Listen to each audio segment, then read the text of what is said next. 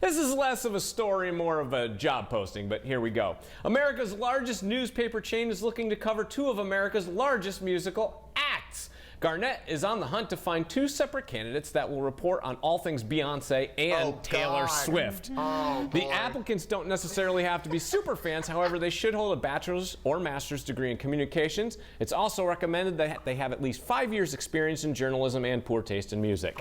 I'm kidding! They're both national treasures and deserve all the success that they've rightfully earned. If you're going to apply, make sure you send all applications to Kanye West.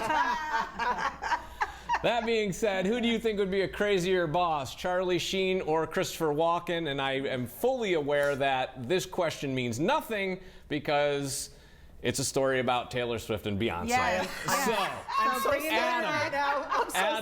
that back. I'd like to welcome Adam to the dance. By the way, I am so scared to be between these two ladies right now because He's sandwiched between the beehive right now. I'm just going to say, and I know we have to talk about a story, but I mean, as far as success ratio right now, especially Taylor Swift is so much more successful right now. Listen to me. No, you take that back.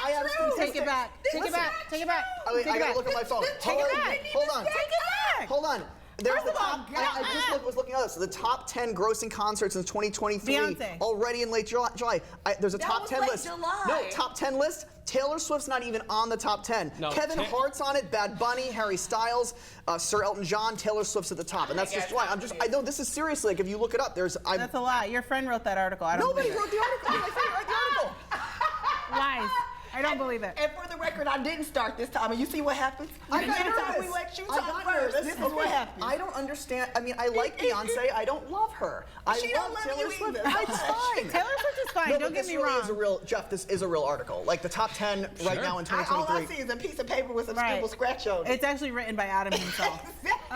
No, okay. So she totally did set. I don't want to cut you off. question. Beyonce did set the biggest 1 month gross at 127.6 million, but it's estimated that Taylor Swift will make 2.2 billion in North America alone this year. So there's that for all you haters.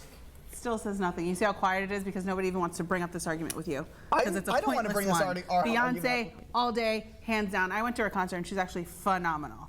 Just saying. Phenomenal. She can dance. Taylor can't. So I'm gonna say that the craziest boss is Charlie Sheen.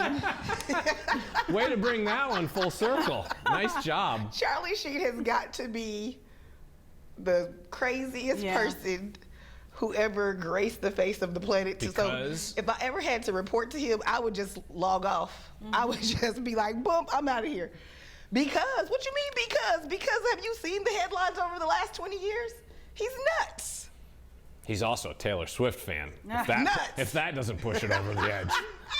I don't really care that much as I do for like just leave my football alone and stop making up fake news. Right. Because they did this with Britney Spears and Beyonce, and you see, one is at the Renaissance and the other one is on the internet. So Dancing with Knives. which you can see at the Renaissance Fair. Let me just mention something about this. Now, you said that Charlie Sheen is one of the craziest person.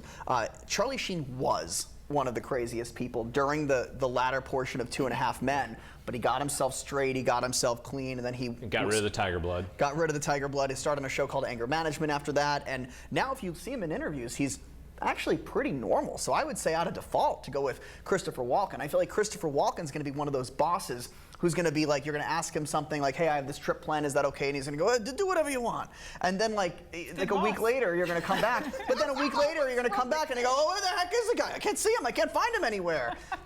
And then so you're going to get a lot of like flip-flop with Christopher Walken. So I don't really want flip-flop. This was the first time I really thought you were going to give me an impersonation. And everyone's got a Christopher Walken impersonation. I don't. I mean, that's just more like my people from Long Island. Right. You know, hey, let's go to the diner.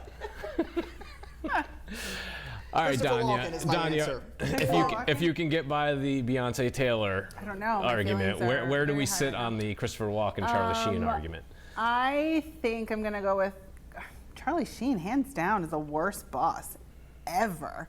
Like, who would ever want to work for him? He's just a terrible person. I mean.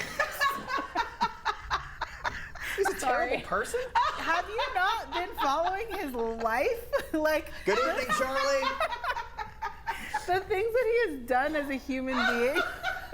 is just like, I don't even want to say it on the show. If anybody wants to Google Charlie Sheen's reputation and what he's done, he is by far a terrible human being. I'm sorry, but not sorry. I'll throw this so out. I'm gonna say he's the worst as boss. The last few things here. Charlie Sheen's 58.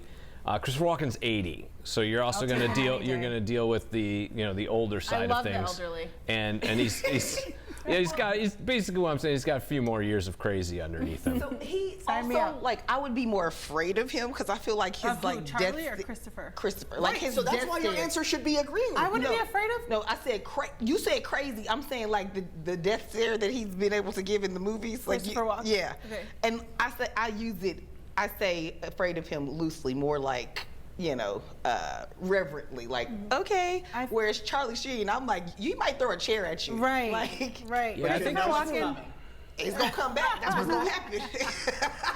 Christopher Walken, I feel like you could soften him up with a joke and a smile. Charlie Sheen, I don't know how stable. I feel like I'm being eaten alive. All right.